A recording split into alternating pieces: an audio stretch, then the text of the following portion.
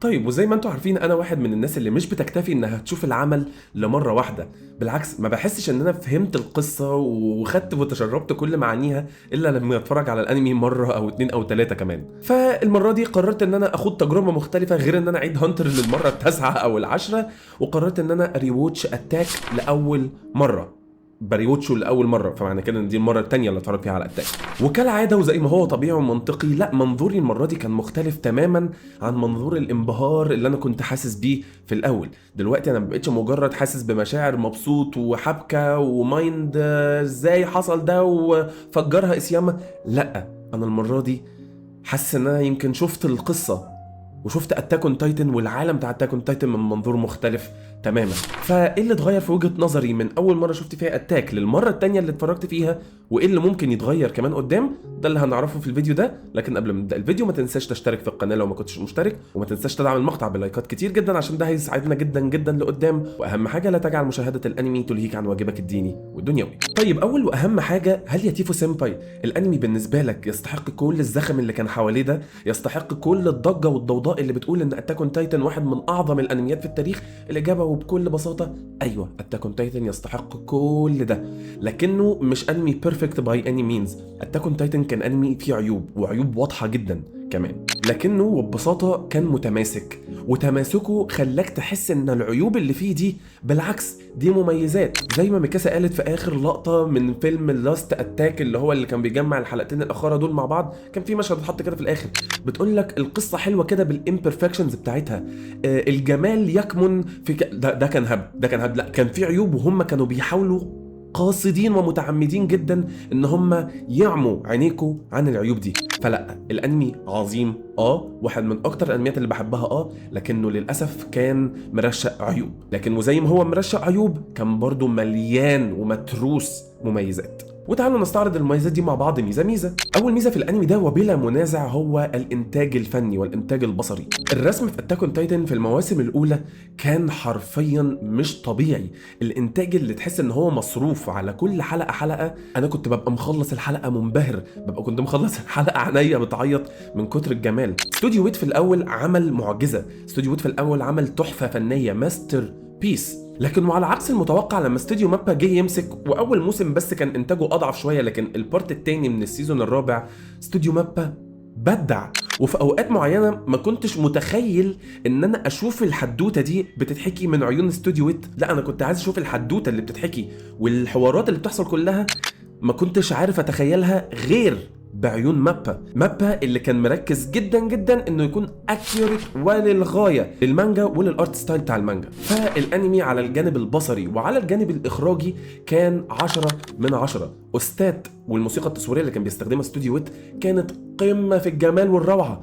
لكن استوديو مابا لما مسك وغير الاستات دي كلها وابتدى يستخدمها بس بشكل قليل، لكن بنى لنفسه مكتبه من الاستات كانت برضو جميله جدا. اغاني البدايه اتاك اون تايتن من الانميات القليله اللي ما شفتش فيه اغنيه بدايه واحده وحشه، كل الاغاني كانت جميله، كل المقطوعات الموسيقيه اللي كانت بتتعزف في النص كانت جميله جدا. فخلاصه الموضوع ان من اهم المميزات اللي يعتبر بتشدنا احنا كشباب دلوقتي في عالم انميات الشونن وهو الانتاج. لا انتاج اتاك اون تايتن كان عظيم جدا جدا جدا، سواء على الجانب البصري، على الجانب السمعي، على الجانب الموسيقي، على الجانب الدوبلاجي سواء انجلش او ياباني، لكن خصوصا الياباني. كاجي يوكي مؤدي صوت ايرين من اعظم الممثلين الدوبلاج اللي شفتهم في حياتي. تاني ميزه في اتاك بالنسبه لي وهي تنوع الشخصيات، وان الكاتب عرف يوازن صح في اللعبه ما بين تنوع الشخصيات وما بين ان كل شخصيه فيهم تبقى مهمه. حبيت جان وكوني وهيستوريا وساشا، وحبيت حتى جابي لما ظهرت وفالكو، حبيت الجانب بتاع مارلي وحبيت الجانب بتاع إلديا، بل ان واحده من شخصياتي المفضله جدا جدا جدا هو راينر. ايوه انا كنت بحب راينر جدا في عالم اتاك اون تايتن، وكنت بحب جدا التناقض او التشابه الى حد ما اللي كان ما بين شخصيته وشخصيه ايرين. وده برضو يخلينا ننتقل لميزه ثالثه وهي ترابط الاحداث والكاركتر ديفلوبمنت، يعني بناء العالم وترابط الاحداث والكاركتر ديفلوبمنت. الكاتب كان مفكر في كل تفصيلة، كان مفكر جدا جدا جدا ازاي يخلي الحدوتة بتاعته مفصلة وانترستنج وغير متوقعة. حرفيا انت مريت مع كل شخصية برحلة. لكن لو جيت ترسم بقى عالم اتاك اون تايتن كامل، انت مريت مع العالم ذات نفسه رحلتك من وانت محبوس، انت اللي بتتفرج محبوس جوه الاسوار، لحد ما انت حسيت بالحريه وطلعت بره الاسوار وشفت مارلي وغيره وغيره وغيره. لكن ده ينقلني لاهم نقطه واكبر عيب بالنسبه لي في الانمي ده، وهو ان احنا ما تمهدناش للفرق ما بين الموسم الاول والثاني والثالث والموسم الرابع. يعني حرفيا انت كنت محطوط في الحاله الذهنيه ان انت كنت فاهم خلاص ان اتاك اون تايتن ده عباره عن حاجه معينه، خلاص في قصه ما بين الاسوار والعمالقه، بشريه ضد وحوش. انت حتى لما اكتشفت اسرار القبو برضو كنت فاكر ان القصه هتدور عباره عن عبيد ووحوش، بشريه وانتصار، ظلم، حريه. لكن فجاه وبدون اي مقدمات الموسم الرابع جه خدك على وشك، قال لك طب تعالى بقى، ده في إلديانز وفي مارليانز وفي صراعات خارجية كبيرة، ده القصة عبارة عن ان انت تفهم الطرف الاخر. القصة يعني حرفيا القصة كانت مهيئاك ان هي ماشية كده فجأة وما تمهدش، فجأة وبدون اي مقدمات، لا الكاتب قام واخدك كده. طب احنا كنا هنا، طب انا كنت لسه شايف المنظر ده، لا خلاص اقفل بقى تماما على السكه دي كلها، وتعال نبص هنا ونشوف السكه الانسانيه والصراع النفسي والمعضله الاخلاقيه اللي اتاك اون تايتن كان بيجسدها. انا شايف ان السويتش ده كان حلو، كان مطلوب جدا ان احنا ننتقل من الحته دي للحته دي، بس مش فجأة. لأن زي ما قلت لكم تاني، أنا طول الوقت كنت قاعد هايب فكرة العملاق ده لما يظهر على الشاشة أعرف إن خلاص عنصر الشر الرئيسي في الأنمي أو عنصر التهديد الرئيسي في الأنمي ظهر.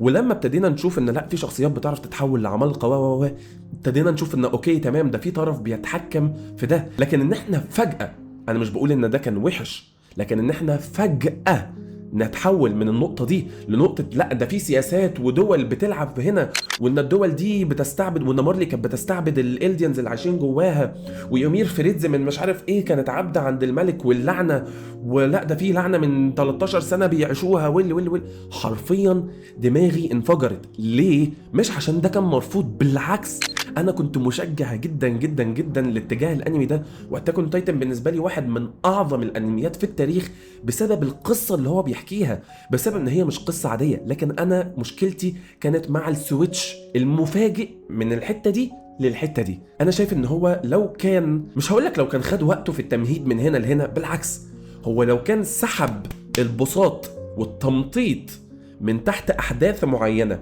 واستغل الوقت ده في ان هو يحافظ على القصه، خلاصه القصه من الحته دي، لكن يستغل الوقت ده في انه يبتدي يمهد ان انت فجاه تعرف ان القصه رايحه في الاتجاه ده، انت شعوريا تكون مترابط وتكون متماسك مع القصه. you keep up, you follow the story. وتاني عيب بالنسبه لي حصل في رحلتي مع اتاك اون تايتن وهو نهايه ايرين.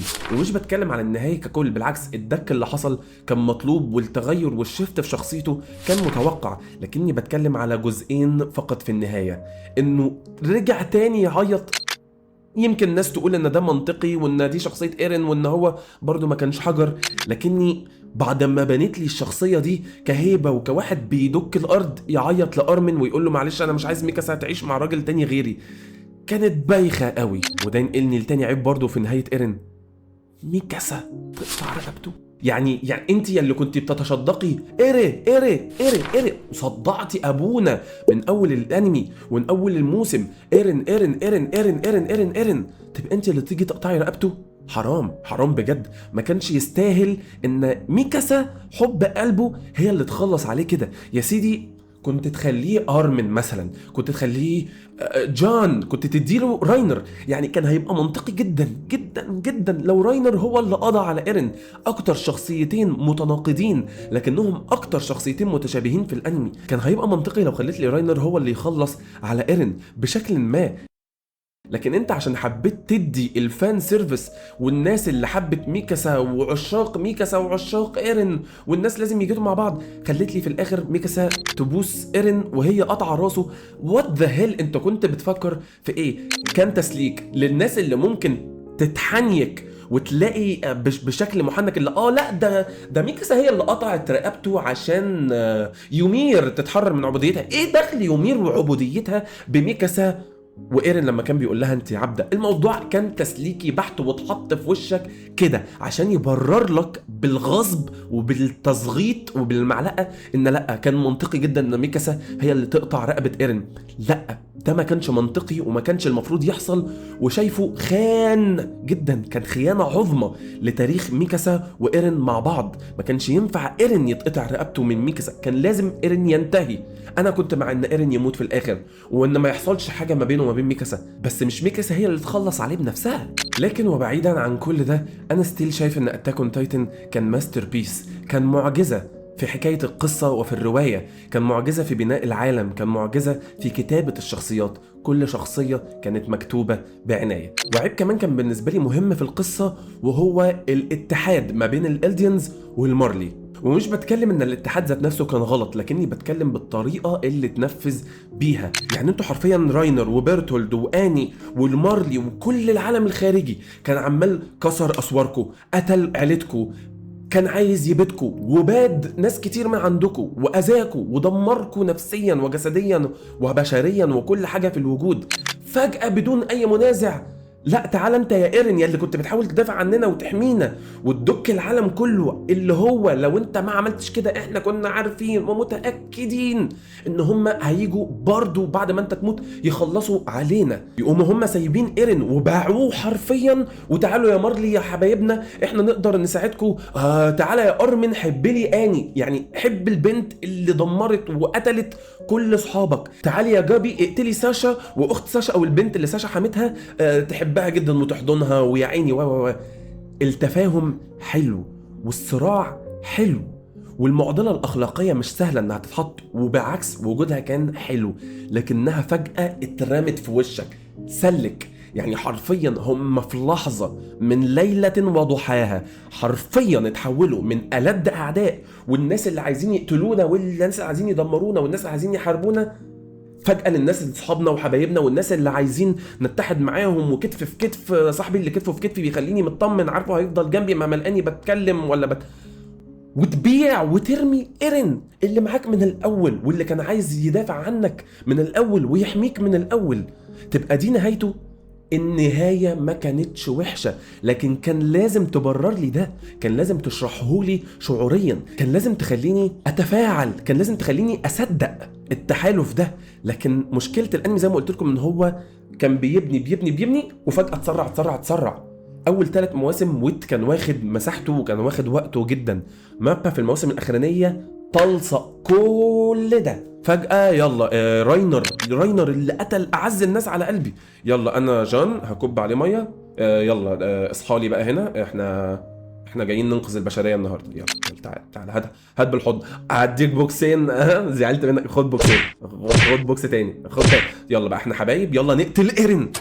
وده يخليني انتقل من نقطة العيوب والمميزات ويخليني اقول لكم اكتر حاجات حبيتها في الانمي، وده ينقسم لقسمين: اكتر شخصية حبيتها في الانمي واكتر مشهد عجبني في الانمي. طيب انا مستعد للعركة من دلوقتي، بس انا اسف، انا شخصيتي المفضلة في اتاك اون تايتن مش ليفاي، مش ايرين، مش ميكاسا، مش جان، مش كل الشخصيات دي، وللأسف مش إيروين سميث. لكن أكتر شخصية كنت بحبها في أتاك وعاركوني في الكومنتات راينر. انا كنت بعشق شخصيه راينر في الاول قبل ما نكتشف ان هو العملاق المدرع. كان الشخصيه الجينيريك جدا، شخصيه ممله، حتى ديزاينه ما كانش مميز وما كانش في اي حاجه تخليك تشوف ده شخصيه روشه لكن اول ما بدا ينفذ كنت عمال مقهور، طب يا عم موت يا عم موت يا عم موت يا عم موت. لكن اول ما تحولت القصه لقصه الموسم الرابع وابتدينا نشوف الاحداث بتاعت مارلي، ابتدينا نشوف وجهه النظر التانية.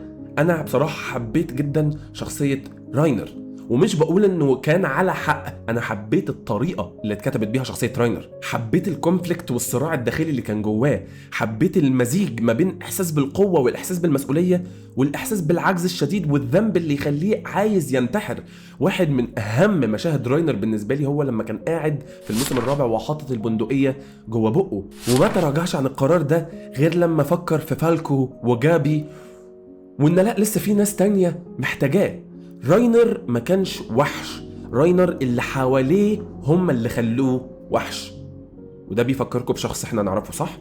ايرين عشان كده بقول لكم التناظر الشديد ما بين شخصية راينر وما بين شخصية ايرين هو اللي خلى شخصية راينر تكون جذابة جدا في نظري. وبكل كل كل تأكيد شخصيتي المفضلة ما كانتش ميكاسا. ميكاسا بالنسبة لي من أول حلقة وأول مشهد لآخر حلقة ومشهد هي مثال للتناقض. بالعكس، أنا إيرين كان بيتكلم بلساني جدا لما كان بيهزقها هي وأرمن ويقول لها ميكاسا أنا بكرهك، أنتي عبدة، انتي انوينس، انتي لازقه. كانت بتفكرني بالنسبه لي بساكورا في انمي ناروتو.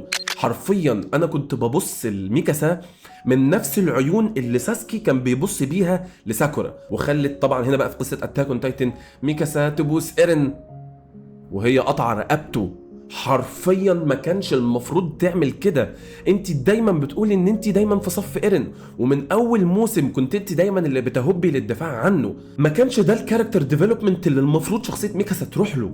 ميكاسا اللي حتى مع بدايه الموسم الرابع وبعد ما شافت ايرين كده قالت له ايرين ارجع لنا، انت اللي غلطانه. ايرين كان بيلجأ لك، ايرين كان بيطلب منك، ايرين كان بيهرب لك وكان بيقول لك ميكاسا انا بالنسبه لك ايه؟ انت عيله. بص البنت كيوت. لا ما كانتش كيوت، كانت زباله، كانت حرفيا شخصيه مستفزه. كان عندك الفرصه ان انت تقولي له وجايه تلوميه. مش جايه تلوميه، جايه تقتليه، جايه تقتليه على قرار غلط انت خدتيه. كنت ممكن تلحقي بيه البشريه كلها وتلحقي بيه الدك كله. لا، ميكاسا كانت ممكن تلحق ايرين، ميكاسا كانت ممكن تعترف بحبها لايرين، ميكاسا كانت ممكن تتجنب قطع رقبه ايرين. لكن هي خدت القرار السهل ان هي ترمي الغلط وترمي العبء والمسؤوليه من عليها وترميه كله على ايرين. ايرين اللي كان بيحاول فقط ما يعملش اي حاجه غير يحميهم. انا كنت بكره شخصيه ميكاسا جدا جدا جدا. وبكل تاكيد شخصيتي المفضله برضو ما كانتش ارمن، اللي انا كنت شايفه شخصيه حلوه، شخصيه بريئه، شخصيه كيوت، كنت عايزه يفضل عايش.